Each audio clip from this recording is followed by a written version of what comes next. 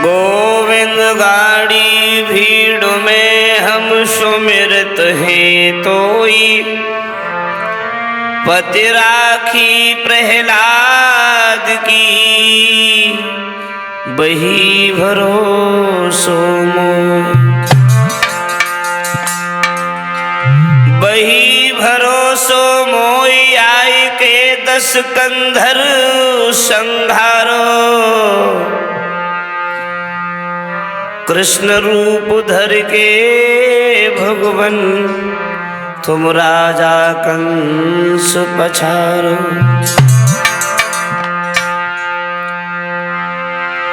तो कहते रतन कुमार सदा दीनन हितकारी,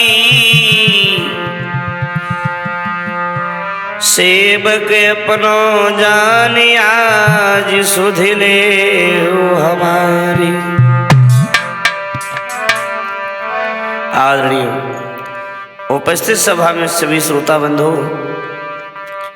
आज मैं राधा रानी कैसेट कंपनी एटा के सौजन्य से आप लोगों के समक्ष एक काली देह का पवित्र आख्यान श्रवण कराने के लिए जा रहा हूं।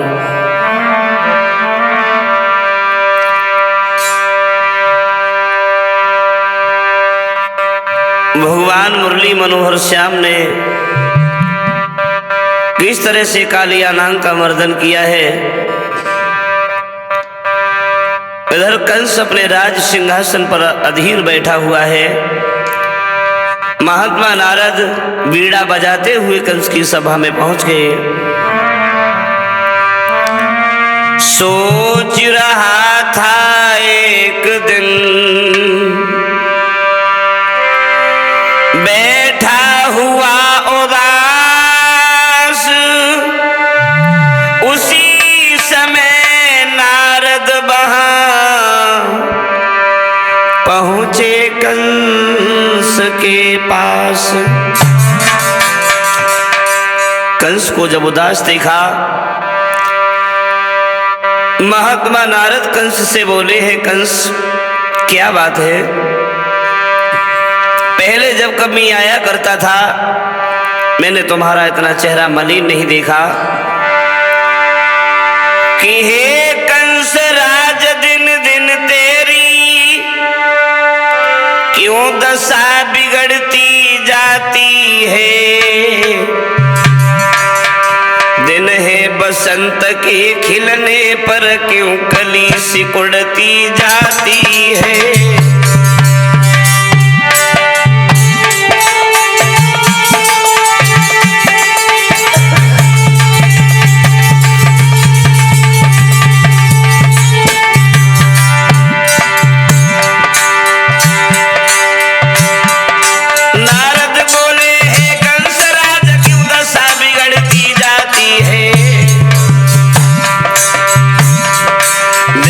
बसंत की खिलने पर क्यों कली सिकुड़ती जाती है।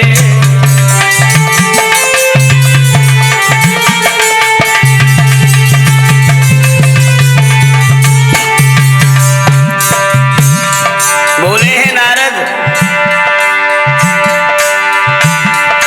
कोई शंका हुई कहूं दुश्मन की तो धावा करो हराए डालो। यदि देह में कोई रोग हो डॉक्टर पे दवा कराए डालो।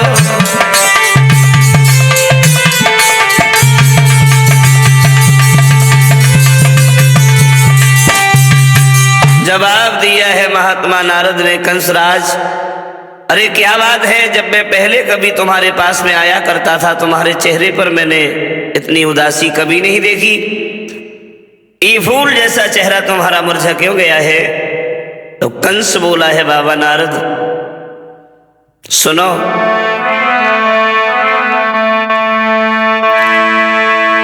आप तो जानते ही होंगे जो गोकुल में नंद कहाता है, सीधा है भोला भाला है गायों से गुजर चलाता है।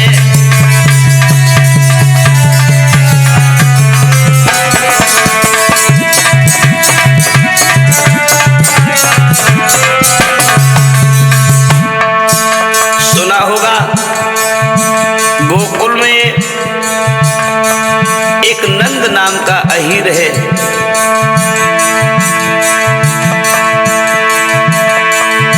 उसके घर में दो लड़के बलराम कृष्ण कहलाते,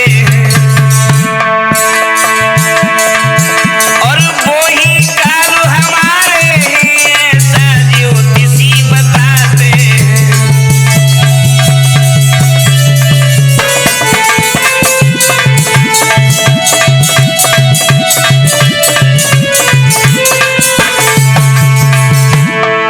कंस बोला है बाबा नारद, गोकुल में जो नंद नाम का हीर है उसके घर में दो लड़का है कृष्ण और बलराम, वो हमारे काल है ऐसा ज्योतिषियों का कहना है। लेकिन दुख इस बात का है, अब तो मैंने ये सुना है उस नंद ने गोकुल का परित्याग कर दिया है। वह छोड़ गया है गोकुल को, सारा मौजा बर्बाद किया।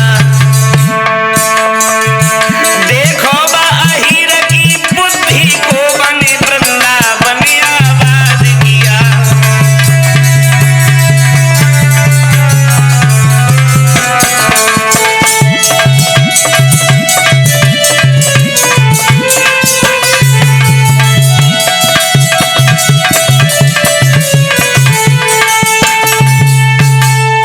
जवाब दिया है बाबा नारद, पहले वो गोकुल में रहता था, लेकिन अब गोकुल को छोड़ करके उसने वृंदावन बसाया है।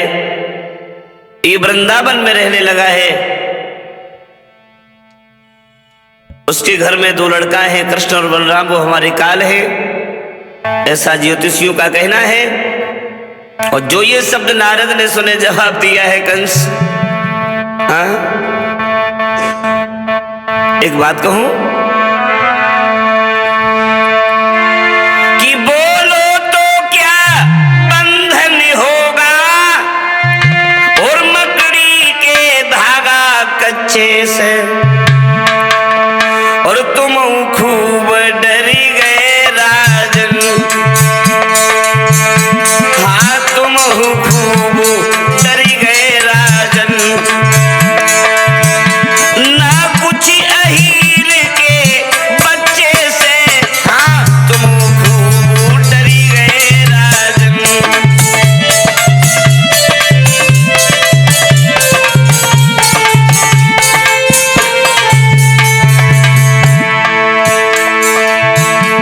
मेरी समझ में नहीं आया कंस, बोलो तो क्या बंधन होगा, मकड़ी के धागा कच्चे से, और तुम खूब डरी गए राजन।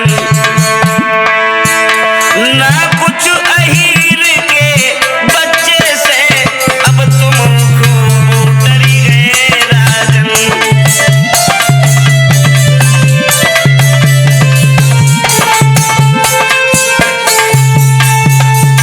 जवाब दिया है नारद ने, कंसराज एक बात हमें बताओ,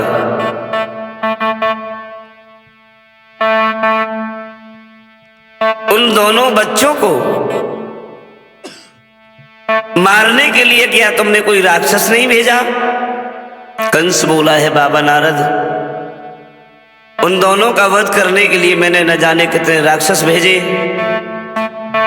मगर किसी ने आज तक हमें आकर के ये नहीं बताया वो कन्हैया काला है, गोरा है, मोटा है, पतला है, छोटा है या लंबा है। जितने राक्षस मैंने भेजे आज तक कोई लौट करके नहीं आया। तो कंस से नारद बोले हैं, कंसराज हम तुम्हें एक उपाय बताने के लिए जा रहे हैं। तुमने गोकुल में जो नंद रहते हैं, अब जो वृंदावन में रहने लगे हैं, नंद ने जहां वृंदावन बसाया है तुम्हें ये विदित होगा, उसी वृंदावन के समीप यमुना है। यमुना के अंदर एक कालिया नाग रहता है, और उसी यमुना के अंदर कमल के फूल भी हैं। वैसी बात तो ये है बिना वजह के यदुवंशियों को छेड़ना अपनी मौत को दावत देना है। कि निशाने पर लगे जाकर उसी को तीर कहते हैं।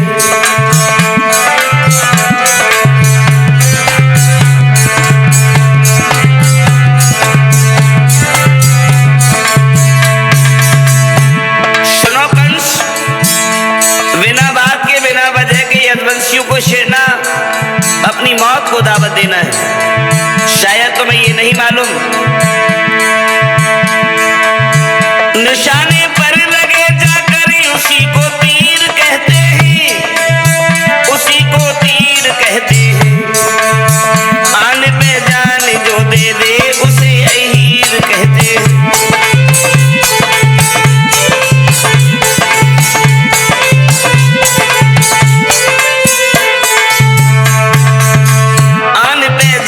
जो दे दे उसे अहीर कहते हैं।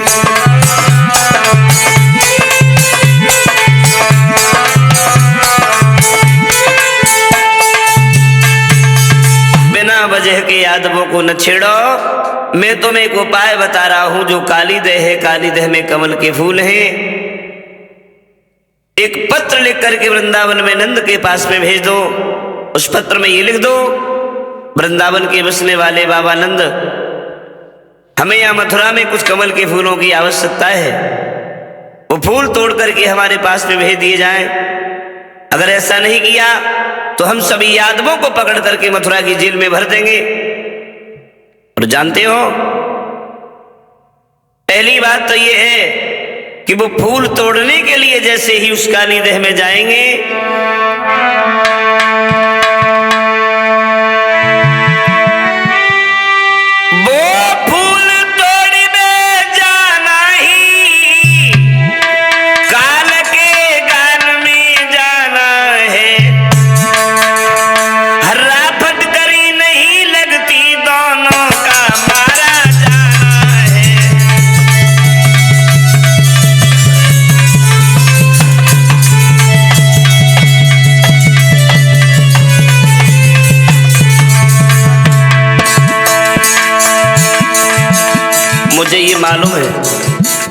मुझे ये मालूम है कि वो कन्हैया और बलराम इतने हठीले हैं,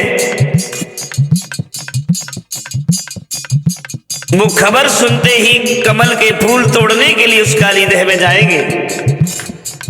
और जानते हो, जैसे ही वो काली देह में जाएंगे वो उसी काली देह में मारे जाएंगे। क्योंकि कालिया नाम की वजह से उस यमुना का जल इतना विषैला है, कोई पक्षी भी एक चोंच जल उसमें से ले ले वो भी उसमें गिर जाता है।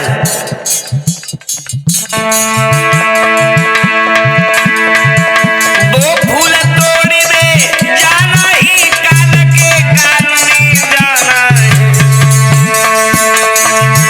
हल्ला फटकरी नहीं लगती, दोनों का मारा जाना है।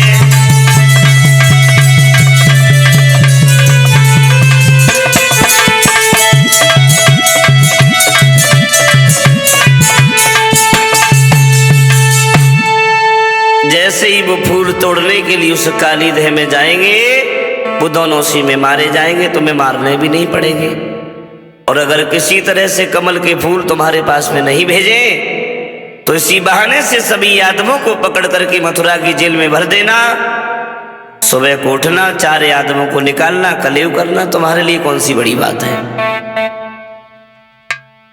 और जो ये शब्द नारद के कंस ने सुने हैं, जवाब दिया है, बाबा नारद, अरे आज तुमने बुद्धि के किवाड़ ही खोल दिए। वैसे तुम्हें मालूम है महात्माओं से हमें कुदरती जलन है, कुदरती घड़ा है, लेकिन हम तुम्हारा सम्मान करते हैं। और सम्मान इसलिए करते हैं क्योंकि तुम सबका उद्धार चाहते हो। बाबा नारद, तुम सबका उद्धार चाहते हो। नारद बोले, सबका उद्धार तो हम बाद में चाहते हैं कंस, पहले हम तुम्हारा उद्धार चाहते हैं, लेकिन क्या करें, बड़ी देर हो रही है। नारद उठे, वहां से चले गए। भोजराज कंस ने एक पत्र लिखा है वृंदावन के बसने वाले बाबा नंद, सादर के स्नेह नमस्ते। आगे समाचार ये है, मैंने ये सुना है कि तुम्हारे यहाँ वृंदावन के समीप जो यमुना है, यमुना पर जो एक काली देह है, उस काली देह के अंदर कुछ कमल के पुष्प हैं। उस काली देह से कुछ कमल के पुष्प तोड़ करके हमारे पास में भेज दिए जाएं। अगर ऐसा नहीं किया तो हम सभी यादवों को पकड़ करके मथुरा की जेल में भर देंगे। नीचे अपने हस्ताक्षर कर दिए और वो पत्र वृंदावन में बाबा नंद के पास में भेज दिया। बाबा नंद को जब वो पत्र मिला है, पत्र को पढ़ने के बाद बाबा नंद रोने लगे। मैया यशोदा ने जब देखा है बाबा नंद को रोते हुए,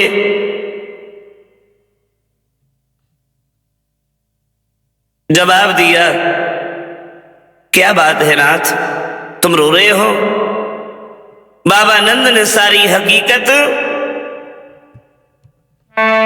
मैया यशोदा को सुनाई है। पत्र हाथ में दे दिया है। प्रिय, मैं इसलिए रो रहा हूं, ये पत्र आया है मथुरा से, कंस ने भेजा है। इस पत्र को खोल करके पढ़ो। मेरी प्यारी कंसनी काली देह से और कमल के फूल मंगाए,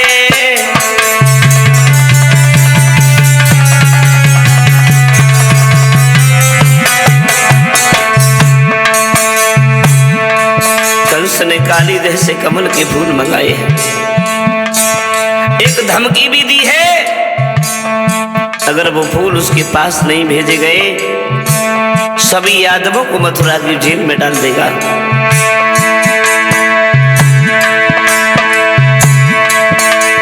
मेरी प्यारी कंसनी काली देह से कमल के फूल मंगाए, बाकी धमकी सुन के नारी,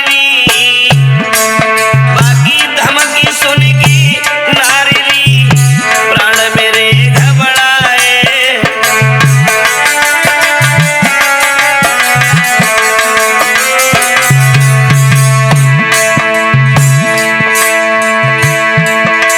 महाराज नंद की भर आई हिलकी और आखिर में आंसू लेके उन बात कही दिल की। प्यारी जेल में जब हम जाए लला मेरो कहाँ पे भटके गो, यशोदा जेल में जब हम जाए लला मेरो कहाँ पे भटके गो।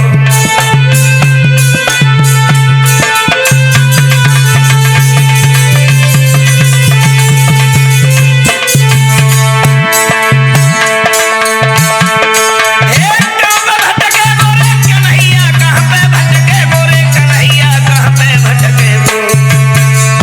यशोदा जेल में जब हम जाए लला मेरो कहाँ पे भटके गो।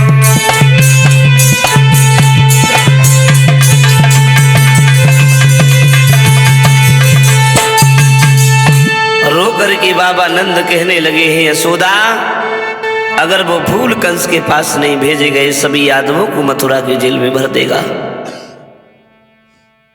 या जो फूल तोड़ने के लिए काली देह में जाएगा वो उसी में मारा जाएगा। मैया यशोदा ने जब ये शब्द सुने हैं तो यशोदा भी आंगन में बैठ करके रोने लगी है। सुबह से शाम हो गई है, घर पे भोजन नहीं बनाया गया। शाम को कन्हैया गाय चराने के बाद में जब घर पे आए, मैया यशोदा आंगन में बैठी बैठी रो रही है। अपने घूंघट में अपने मुंह को छुपा के फपक फपक के रो रही है। कन्हैया खड़े हो गए, मैया यशोदा के पास में बोले हैं, माँ मुझे बड़ी तेजी से भूख लगी है, मुझे माखन रोटी दे दो।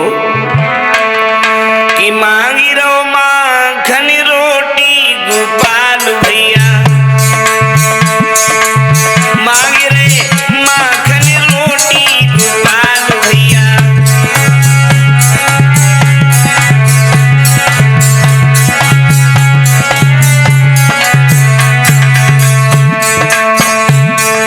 कन्हैया माखन रोटी मांगने लगे हैं। मैया भूख लगी है, माखन रोटी दे दो। लेकिन यशोदा बैठी आंगन में रोवे, यशोदा बैठी आंगन में रोवे, आंगन में रोवे। कपी रही बोटी बोटी गोपाल भैया, मांगी रे माखन रोटी गोपाल भैया।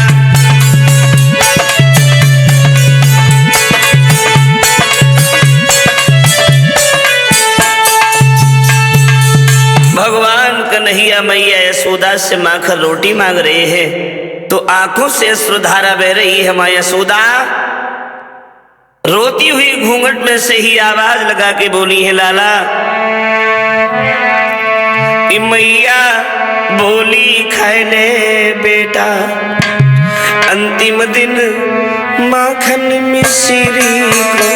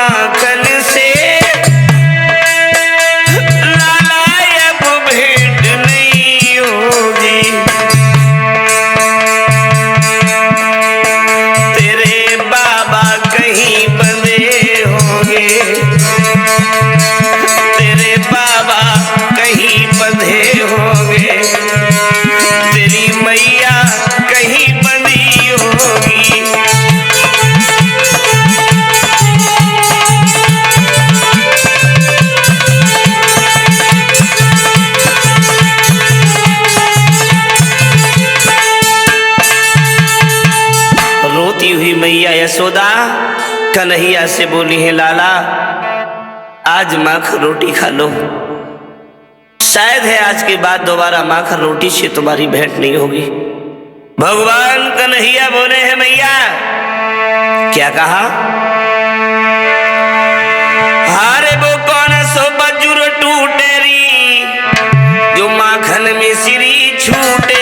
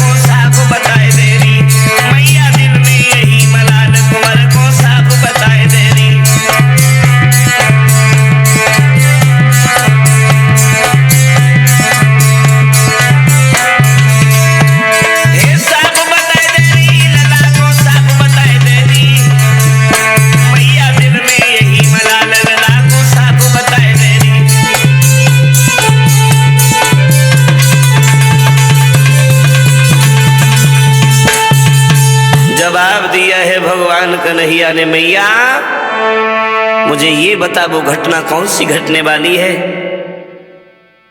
जो हमारे और तुम्हारे रिश्ते सदा सदा के लिए दूर हो जाएंगे। वो कौन सी घटना घटेगी जो आज के बाद मुझे माखन रोटी नहीं मिलेगी? तो मैया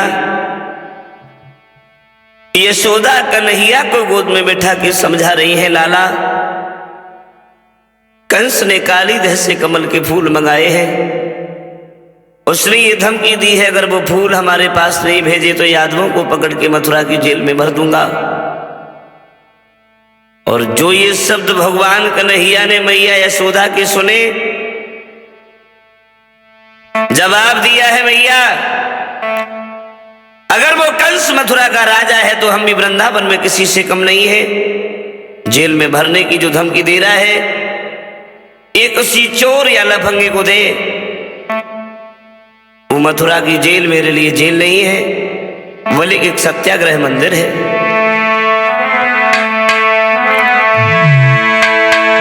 जेलों में भरने की धमकी दे किसी चोर भी बिचारी को, वह तो सत्याग्रह मंदिर है सच्चे प्रेम के पुजारी को।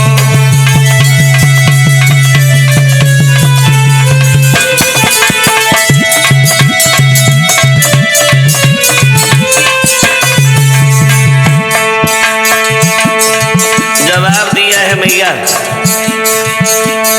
अरे जेल में भरने की वो हमें धमकी क्या दे रहा है? वो किसी चोर या लफंगे को दे। वो मथुरा की जेल हमारे लिए सत्याग्रह मंदिर है।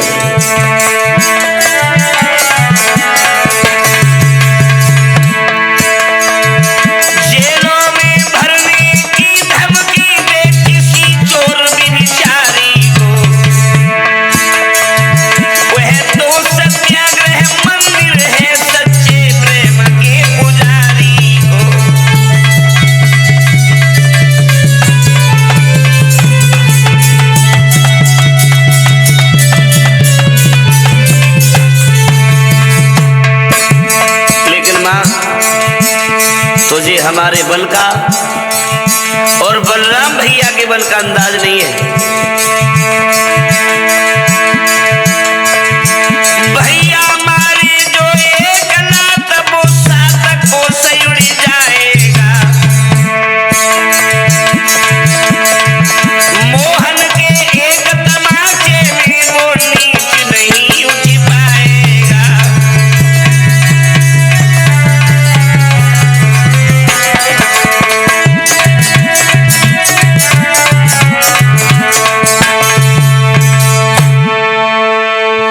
इसलिए मैया चिंता न करो, तुम मुझे माखन रोटी दे दो, वक्त आने दो, हम कमल के फूलों का भी इंतजाम कर देंगे। मैया यशोदा ने माखन रोटी कन्हैया को दी है। कन्हैया ने भोजन किया है, सारी रात लेट करके सभी ग्वाल वालों ने विश्राम किया। सवेरा जब हुआ है तो कन्हैया ने अपने मित्र मंडली को इकट्ठा किया है। संकीर्ण मदन छदामी बलवीर दामा रैना पैना छदम्मा मनसुखा, सभी ग्वाल वालों को इकट्ठा किया है। भगवान ने आपस में सलाह करने लगे, भैया आज हमारी इच्छा यह है कि चलो कोई खेल खेलें। मनसुखा बोलो, कन्हैया कौन सा खेल खेले हो? कन्हैया बोले, कोई ऐसा खेल हो जिस खेल को खेलने में आनंद आए। मनसुखा बोलो, कन्हैया ऐसा करो तो गिल्ली डंडा को खेल खेलो, कैसे लगे? कन्हैया बोले, क्या पागल है? अगर वो गिल्ली किसी की आंख में लग गई तो बेचारे को बाजारू बंद हो जाए। ये खेल बिल्कुल बेकार है, कोई दूसरा बता। मनसुखा बोलो, दूसरों खेल खेलने है तो एक खेल और हमारी नजर में है।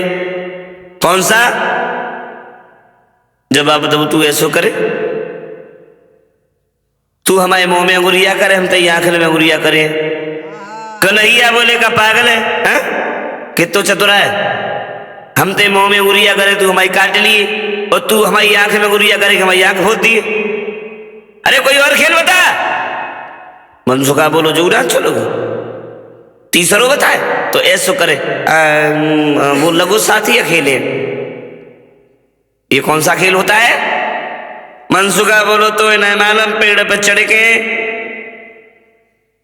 एक डंडा फेंक हो जाता है, एक लड़का चोर बनता है और वो डंडा जो उठा के लाता है और जिस लड़के को पकड़ लेता है भाई चोर हो जाता है।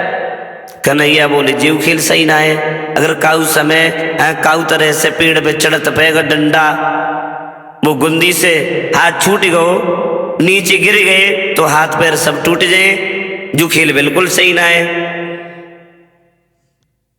मनसुखा बोलो हमारे खेल तो वैसे ही अच्छे ना लगे, तू ऐसो करे काऊ और को पूछ। तो कन्हैया ने दामाद से कहा भैया तुम्हारी दृष्टि में तुम्हारी नजर में कोई खेल हो तुम बताओ। तो दामाद समझा के बोला है कन्हैया सुनो,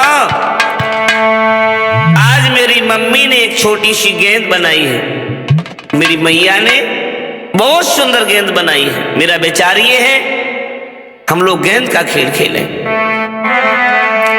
कि मेरी मम्मी ने गेंद बनाई है चलो खेले आवे।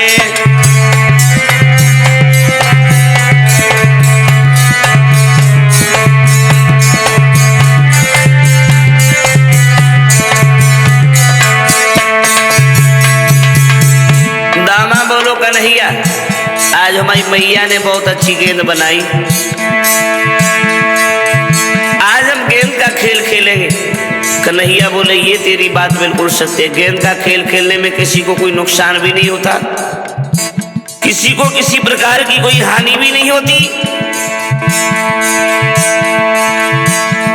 तो ग्वाला बोले काली देह पर खेल रचाए हम जीते जा कन्हैया हरे, जमे मनसुख की चतुराई है चलो खेले आवे। मेरी मैया ने गेंद बनाई है चलो खेले आवे।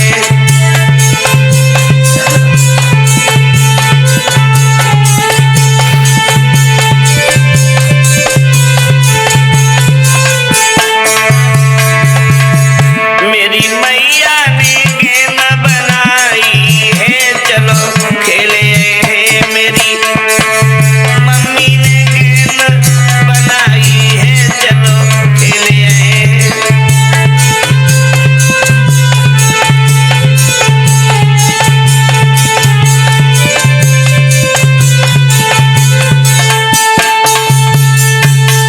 दामा बोलो हमारी मैया ने बहुत सुंदर गेंद बनाई कन्हैया, हमारी इच्छा है चलो गेंद को खेल खेले। कन्हैया बोले तेरा बताया हुआ खेल बहुत अच्छा है, चलो गेंद का खेल खेलने के लिए चलेंगे। चले कहाँ? बोले काली देह पर। कन्हैया बोले तेरी गेंद है कहाँ? दामा बोलो देख कन्हैया हम गेंद तो दे दिए लेकिन हमारी एक शर्त है। कन्हैया बोले शर्त है? क्या शर्त है? बोले शर्त जा है अगर हमारी गेंद काऊ तरह से खोई गई तो कन्हैया हम अपनी गेंद ले लिए। कन्हैया बोले भैया गेंद का खेल खेलने के लिए चल रहे हैं, गेंद को खोने के लिए थोड़ी चल रहे हैं। दामा बोलो ना है कन्हैया देख दूसरी शर्त जो है अगर जब दामा से खोई गई, चाहे मनसुखा से खोई गई, चाहे छदम्मा से खोई गई, चाहे छटंकी से खोई गई, चाहे जब बलराम से खोई गई, चाहे तो से खोई गई, अगर काऊ से गेंद खोई जाए लेकिन गेंद हम तो ही से लिए। कन्हैया बोले क्यों रे बादन तो तू हमारी गेंद से मोह बाय बाय के खेलते रहो, और आज जब तेई गेंद को नंबर आओ तो तू हमसे जगह रहो हमारी गेंद को खोए न जाए, जिद क्यों करता है? और जिद मती ठाने लाला बात कछु मान ले,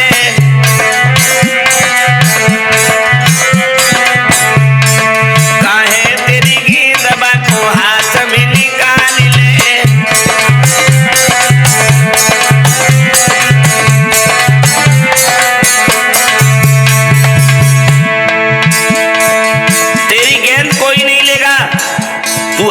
गेंद को अपने हाथों से फेंकना। शब ग्वाल लगाए बातन में बल्ला, ले ले हाथन में हो बल्ला।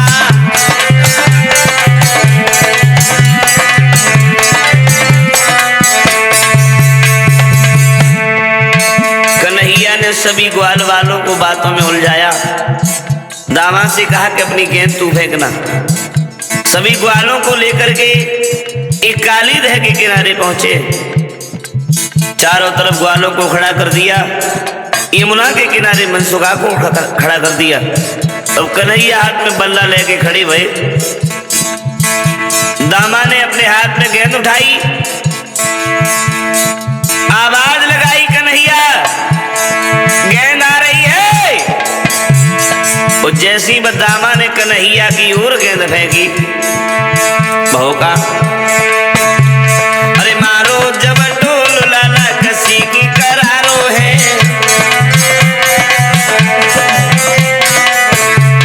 और गेंद पीछे भागी भागी मनसुख को हारो है।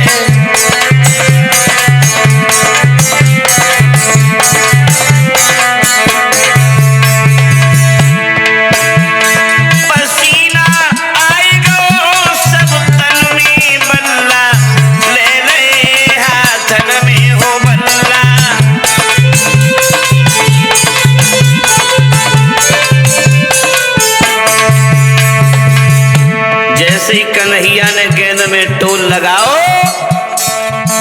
वह गेंद काली देह की ओर भागी।